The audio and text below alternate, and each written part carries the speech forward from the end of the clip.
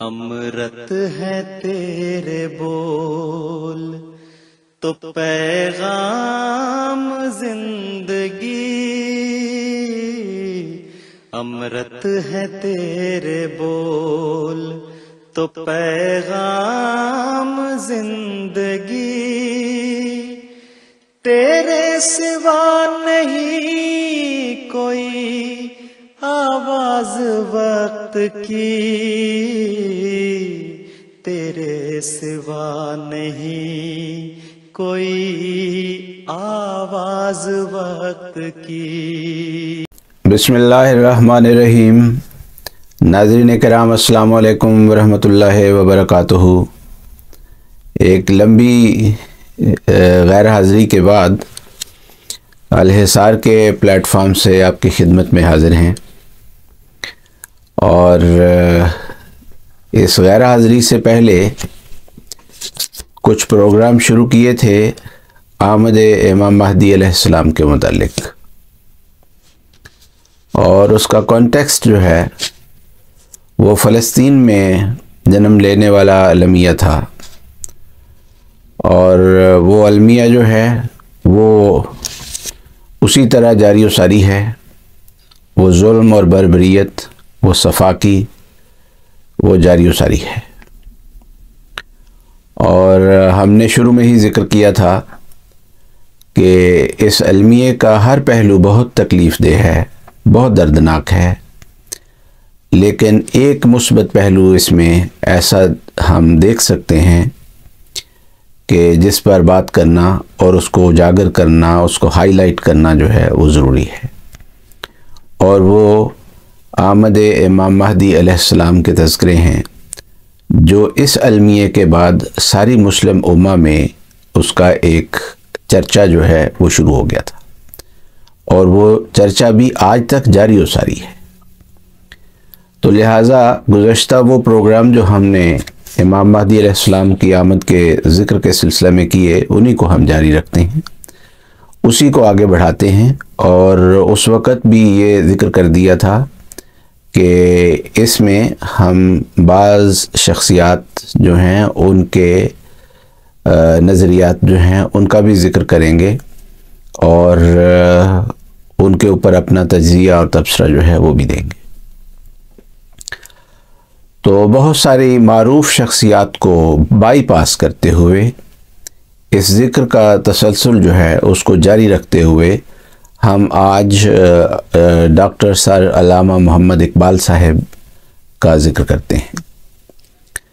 یہ ایک اتفاق کی بات ہے کہ جس کا اس پروگرام کے شروع کرنے سے چند منٹ پہلے تک کوئی خیال نہیں تھا، ذہن میں نہیں آئی تھی یہ بات کہ آج ڈاکٹر سر محمد اقبال صاحب کا یوم وفات بھی ہے۔ اور دوسرا اتفاق جو ہے وہ بھی ایسا ہے جو کسی انسان کے بس میں نہیں کہ ڈاکٹر سر اقبال اور یہ خاکسار ہم دونوں سیالکوٹ سے ہمارا تعلق ہے۔ تو یہ دونوں اتفاقات اپنی جگہ پر ہیں، اور علامہ اقبال صاحب کی شخصیت کو منتخب کرنے کی وجوہات کیا ہیں کہ آمد امام مہدی علیہ السلام کے سلسلہ میں ہم نے علامہ اقبال صاحب کو کیوں منتخب کیا ہے، اور بہت ساری مشہور شخصیات اس زمانے میں موجود تھیں جن کا دینی لحاظ سے بہت شہرت تھا، تو ان کو چھوڑ کر علامہ اقبال صاحب کو کیوں اختیار کیا ہے۔ تو اس کی وجوہات میں سے ایک یہ ہے کہ علامہ اقبال صاحب کے متعلق یہ ایک معروف تنازع ہے، اور بہت بحث و تمہیس اس بات پر ہوئی ہے مختلف حوالوں سے اور مختلف مقامات پر بھرا پڑا ہے لٹریچر اس بات سے کہ علامہ اقبال صاحب جو ہیں وہ امام مہدی علیہ السلام کی آمد کے قائل تھے یا نہیں تھے۔ تو اس سوال کے جواب میں امت مسلمہ یا ہندو پاکستان کے علماء اور طبقات جو ہیں وہ دو گروہوں میں تقسیم ہیں، اور عجیب و غریب یہ ایک بڑا سنگین قسم کا تضاد جو ہے وہ موجود ہے۔ ایک گروہ کا خیال یہ ہے کہ علامہ اقبال صاحب قطعاً امام مہدی علیہ السلام کی آمد کے قائل نہیں تھے، وہ مسیح علیہ السلام کے بھی نزول کے قائل نہیں تھے، اور اسے وہ مجوسی خیال تصور کرتے تھے اور سمجھتے تھے کہ یہ اسلام میں ایک اجنبی خیال ہے جو عوام الناس میں کم فہم علماء نے بغیر تحقیق جو ہے وہ مشہور کر دیا ہے۔ تو ان کا یہ خیال ہے، اور اس پر وہ دلیل اس طور پر پکڑتے ہیں کہ دیکھیں اتنا بڑا فلاسفر، اتنا بڑا شاعر جس کو حکیم الامت کا خطاب دیا گیا ہے، اور بیرسٹر اور جو بھی ان کی مفکر، جو بھی ان کی خصوصیات بیان کی جاتی ہیں، ان کو بیان کر کے کہا یہ جاتا ہے کہ ان کا اس بات کو رد کرنا اپنی ذات میں ایک بہت بڑی دلیل ہے کہ کسی امام مہدی نے نہیں آنا، اور جو بھی کوئی امام مہدی آئے گا اور جو بھی کوئی آ کے مسیح ہونے کا دعویٰ کرے گا وہ دعوے دار سرے سے ہی جھوٹا ہے، لہذا اس کا انکار جو ہے وہ کرنے میں دیر کرنی ہی نہیں چاہیے، کیونکہ اس کے دعوے پر غور کرنے کی ہی ضرورت نہیں، کیونکہ علامہ صاحب نے کہہ دیا ہے کہ اس کا امکان ہی کوئی نہیں کہ کسی نے آنا ہے، شریعت میں اس کا جواز ہی کوئی نہیں، یہ خیال ہی اجنبی ہے اسلام میں۔ تو یہ جو علامہ صاحب کا اپنا وزن، یعنی ان کا علامہ ہونا اور ان کا یہ اتنا قد کاٹ، اور پھر ان کا آمد امام مہدی علیہ السلام کے ذکر کا انکار کرنا، یہ دونوں باتیں جو ہیں یہ بڑی کھل کر اس وقت سامنے آئیں جب 1935 میں علامہ اقبال صاحب نے جماعت احمدیہ کے خلاف ایک لمبا مضمون جو ہے وہ لکھا، انٹرویوز دیے، اور وہ مضامین جو ہے وہ چھپے، ورنہ اس سے پہلے تک علامہ اقبال صاحب نے یہ خیال کبھی ظاہر نہیں کیا تھا۔ اور یہ جب 1935 میں، یعنی 1935 سے لے کر 1938 تک جو آخری 3 سال تھے ان کی زندگی کے، اس میں بڑی شد و مد کے ساتھ انہوں نے اس بات سے انکار کیا ہے اور اس کو ایک حوالہ بنایا ہے اپنا۔ تو جب یہ ہوا تو اس وقت جو مسلم زعماء تھے انہوں نے اس پر بڑی کڑی تنقید کی کہ علامہ صاحب جو ہیں وہ یہ کیا باتیں کر رہے ہیں، اور اب ساری زندگی گزار کے تو اب انہوں نے ساری زندگی کے بعد یہ کیا سٹانس جو ہے وہ لیا ہے۔ چنانچہ میں ایک اخبار میں نے اس میں سے منتخب کیا ہے آج کے اس پروگرام کے لیے، اخبار سیاست، انہوں نے اب اس پر اداریہ لکھا باقاعدہ، یعنی یہ نہیں کہ کسی کالم نویس نے کوئی کالم لکھ دیا اس پر، یا کسی شخص نے کوئی لیٹر ٹو دی ایڈیٹر لکھ دیا کہ جی یہ علامہ اقبال صاحب نے کیا کیا ہے۔ تو اخبار جب ایک ایڈیٹوریل لکھتا ہے تو اس کی اپنی ایک بہت بڑی اہمیت ہوتی ہے۔ تو اخبار سیاست نے اس وقت 14-15 مئی 1935 کی اشاعتوں میں جو ایڈیٹوریلز لکھے وہ یہ ہیں، 2 دن انہوں نے اس پر ایڈیٹوریل لکھا ہے، 1 دن بھی نہیں۔ تو پہلی بات جو انہوں نے لکھی، میں ان کے الفاظ میں ہی اس کو پڑھ کے سنانا چاہتا ہوں، اگرچہ تھوڑا سا طویل ہے لیکن بہرحال آپ کو لطف آئے گا کہ یہ علامہ اقبال صاحب پر اس وقت جب انہوں نے احمدیت کی مخالفت شروع کی تو جو انصاف پسند طبقات تھے، باوجود اس کے کہ وہ احمدی نہیں تھے، احمدیت کے سخت مخالف تھے، انہوں نے اور انہی اداریوں میں ہی انہوں نے کھل کھلا کر لکھا کہ آپ جانتے ہیں سب کہ ہم تو احمدیت کے سخت مخالف ہیں، لیکن اس کے باوجود ہم یہ باتیں لکھ رہے ہیں۔ تو انہوں نے پہلی بات جو وہ لکھتے ہیں، سر اقبال اگر چاہتے تو جو زبان انہوں نے استعمال کی ہے اس سے بہتر زبان استعمال کر سکتے تھے. یعنی اختلاف کرنے کے لیے جو جماعت احمدیہ کے خلاف زبان استعمال کی، وہ دراصل وہ احراری بد زبان تھے جن کی زبان کو علامہ اقبال صاحب نے ادھار لیا تھا. اور اس پر یہ ایڈیٹوریل لکھنے والے جو ہیں یہ بھی خاموش نہیں رہ سکے، اس کو نوٹس کیے بغیر نہیں رہ سکے، کیونکہ احراری تو بد زبانی میں مشہور ہیں. اور جو منیر انکوائری رپورٹ ہے اس کو اگر کوئی پڑھ لے تو مطلب وہ کسی گھر میں اپنے گھر والوں کے سامنے، اپنے بچوں کے سامنے انسان بیٹھ کے پڑھ نہیں سکتا جس قسم کی زبان احراری جو ہیں وہ استعمال کرتے رہے ہیں. تو علامہ اقبال صاحب نے اس کا کچھ حصہ جو ہے وہ بورو کیا اور جماعت احمدیہ کی مخالفت شروع کی. تو اس پر یہ فقرہ جو ہے انہوں نے لکھا ہے کہ سر اقبال اگر چاہتے تو جو زبان انہوں نے استعمال کی ہے اس سے بہتر زبان استعمال کر سکتے تھے. یعنی اختلاف کرنا اپنی جگہ پر ہے، لیکن بد زبانی کرنا اور غیر شائستہ زبان کا استعمال اور بے ادب زبان استعمال کرنا اس کا کوئی جواز نہیں تھا. چنانچہ وہ لکھتے ہیں لیکن خیر یہ ان کے اختیار کی بات ہے، ان کی مرضی ہے، جیسے انہوں نے چاہا انہوں نے اس زبان کو اختیار کر لیا. لیکن خیر یہ ان کے اختیار کی بات ہے کہ وہ اظہار جذبات میں اعتدال سے کام لیں یا نہ لیں. یعنی اس حد تک بے اعتدالی اختیار کی گئی اور بدزبانی کی گئی.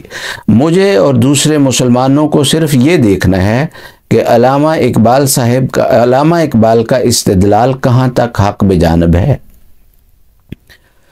فرماتے ہیں علامہ ممدوح کے اس بیان میں ختم نبوت کے متعلق جو کچھ موجود ہے سیاست اس کا مؤید ہے. یہ حصہ جو ہے یہ تاریخ احمدیت سے چونکہ لیا گیا ہے تو انہوں نے اسی طرح پر وہاں پر اس کو نوٹ کیا ہے. کہتے ہیں اور اس کو آب زر سے لکھنے کے قابل سمجھتا ہے. یعنی سیاست جو ہے جو علامہ صاحب نے ختم نبوت کے متعلق موقف اختیار کیا ہے تو سیاست اس کی اب تعریف کر رہا ہے کہ اس کو آب زر سے لکھنے کے قابل سمجھتا ہے. علامہ ممدوح نے اس بیان میں حضرت مسیح علیہ السلام کی بعثت ثانیہ اور حضرت مہدی علیہ السلام کے ظہور کا انکار کیا ہے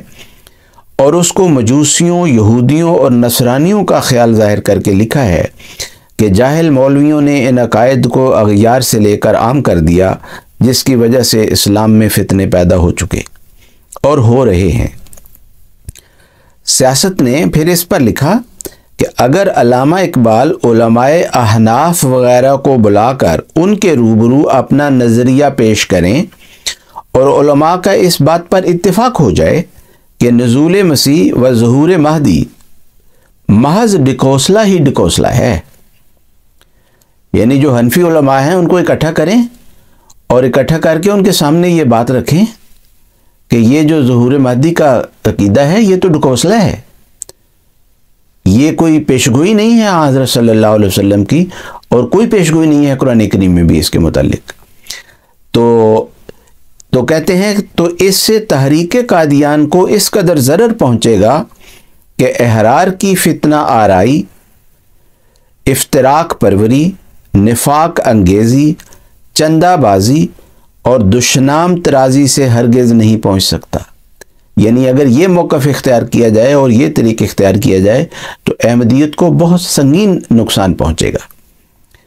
تعجب ہے کہ سالہ سال سے احمدیوں اور غیر احمدیوں میں جنگ عقائد جاری ہے، لیکن علامہ اقبال سے آج تک یہ بن نہیں پڑا کہ وہ ایک رسالہ یا مضمون لکھتے یا لیکچر ہی دے کر یہ کہتے کہ مسیح موعود و مہدی کی آمد کا خیال ہی شریعت حقہ سے بیگانہ ہے. لیکن اب بھی کچھ زیادہ نقصان نہیں ہوا. میں علامہ اقبال سے بمنت عرض کروں گا کہ وہ ملت مرحومہ کے دل سے اس خیال باطل کو نکالنے کے لیے عملی تدابیر اختیار فرما کر عند اللہ ماجور و عند الناس مشکور ہوں. علامہ اقبال نے اپنی تحریر زیر بحث میں حکومت پر مرزائیت نوازی کا الزام لگایا ہے۔ سیاست یعنی یہ اخبار جو ہے حکومت سے مطالبہ کر چکا ہے اور اس مطالبہ کی اب تجدید کرتا ہے کہ وہ اس خیال کی تردید یا تصدیق کرے،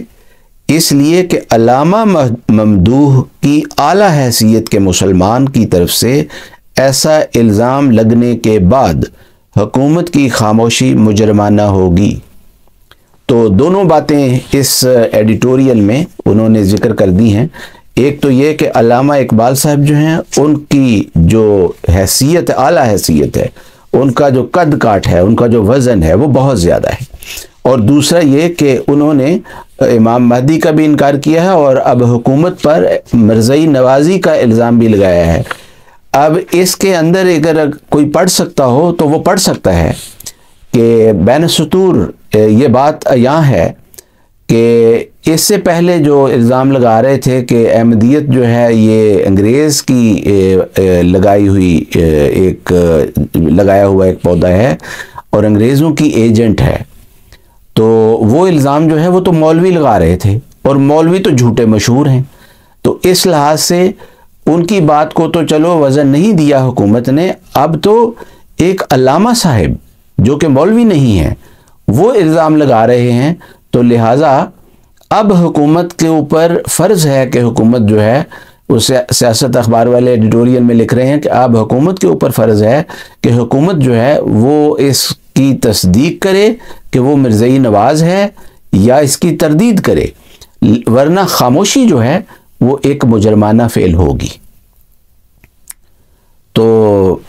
مولویوں کی زبان، مولویوں کا مطالبہ، مولویوں کی سوچ اگر علامہ صاحب اپنا لیں تو بات تو وہی رہے گی، اس میں بات میں وزن نہیں پڑ سکتا، وہ دلیل نہیں بن سکتی، لیکن انہوں نے اس لحاظ سے اس کو ہائی لائٹ کیا ہے کہ اب علامہ صاحب جو ہیں وہ اب اس بات کو اٹھا رہے ہیں، اس بات کا وہ مطالبہ کر رہے ہیں، تو اب اس کا جواب حکومت کو دینا چاہیے۔ تو ایک یہ گروہ ہے جو علامہ اقبال صاحب کے متعلق کہہ رہا ہے کہ وہ امام مہدی کی آمد کے قائل نہیں ہیں۔ دوسرا گروہ جو ہے وہ ہے شیعہ اور سنی اکثریت کا، اور وہ شیعہ اور سنی اکثریت جو ہے وہ اس بات کی دعوے دار ہے، بلکہ میں کچھ شیعوں کے پروگرامز دیکھ رہا تھا تو وہ کہتے ہیں کہ علامہ اقبال صاحب جو ہیں وہ شیعہ تھے اور سنیوں کے نزدیک وہ سنی تھے، اور اس میں ایک تیسرا دعوے دار ہے بہائی۔ بہائی جو ہیں وہ کہتے ہیں وہ بہائی تھے، اور چوتھے جو ہیں اس میں ایک فریق وہ جماعت احمدیہ ہے۔ جماعت احمدیہ کے محققین اور اسکالرز جو ہیں انہوں نے اس بات کو ثابت کیا ہے کہ علامہ اقبال صاحب اپنے بچپن میں اپنے ماں باپ کے بیعت کر حضرت مسیح موعود علیہ الصلوۃ والسلام کے بیعت کر لینے کی وجہ سے احمدیت میں شمار کیے گئے، اور احمدی ہی اپنے آپ کو کنسیڈر کرتے تھے، اور باقی لوگ بھی ان کو احمدی ہی سمجھتے تھے۔ یہی ماحول ہے ہمارے وہاں ہندو پاکستان میں۔ عموماً خامد اگر کسی مذہب کو قبول کرتا ہے تو عموماً بیویاں اسی مذہب کو قبول کرتی ہیں، اور بہت کم ہوتا ہے کہ یہ رفٹ جو ہے یہ موجود رہے۔ اور پھر جب ماں باپ کسی مذہب کو قبول کر لیتے ہیں تو بچے جو ابھی چھوٹے ہوتے ہیں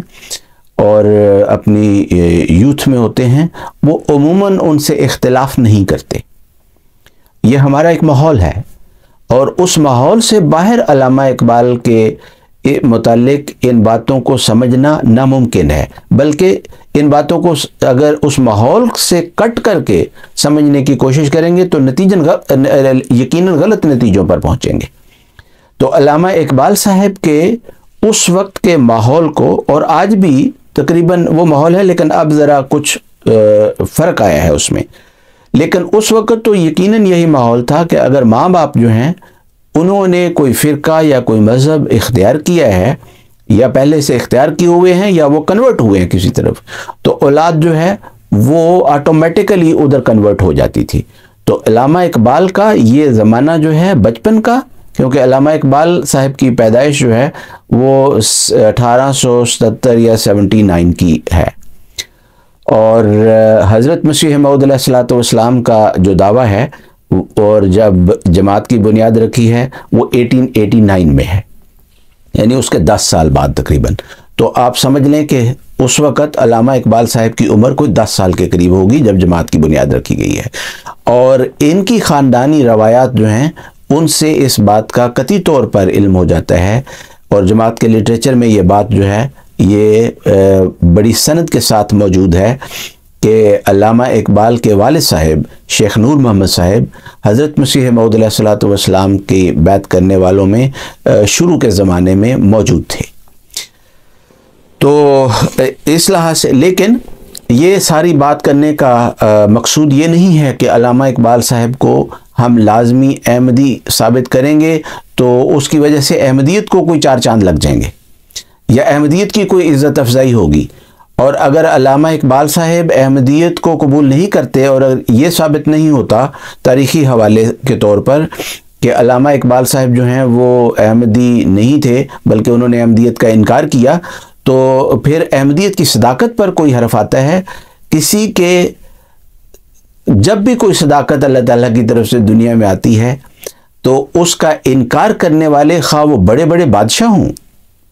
فرعون بہت بڑا بادشاہ تھا، نمرود بہت بڑا بادشاہ تھا، اپنے وقت میں حضرت صلی اللہ علیہ وسلم کا انکار کرنے والے بڑے بڑے بادشاہ تھے، لیکن ان بادشاہوں کا اس صداقت کا انکار کرنا جو ہے وہ اس صداقت پر حرف نہیں لاتا اور اس کو شک و شبہ میں نہیں ڈالتا۔ تو علامہ اقبال صاحب کی حیثیت جو تھی وہ ایک شاعر کی تھی، ایک انٹلیکچوئل تھے، ان کو جتنا مرضی القابات آپ دے لیں، لیکن اس کا مقابلہ ان بڑے بڑے جاوید بادشاہوں کے ساتھ تو نہیں کیا جا سکتا۔ اور آج بھی دنیا میں بڑے بڑے شاعر، بڑے بڑے مفکر، بڑے بڑے جو انٹلیکچوئلز ہیں وہ آج بھی کچھ ایسے ہیں جو حضرت مسیح موعود علیہ الصلوۃ والسلام کو قبول نہیں کرتے، کچھ ایسے ہیں جو حضرت صلی اللہ علیہ وسلم کو بھی قبول نہیں کرتے، کچھ ایسے ہیں جو حضرت مسیح علیہ السلام کو بھی قبول نہیں کرتے، اور کچھ ایسے ہیں بے شمار جو مذہب کو ہی قطعاً قبول نہیں کرتے، وہ خدا کو ہی قبول نہیں کرتے۔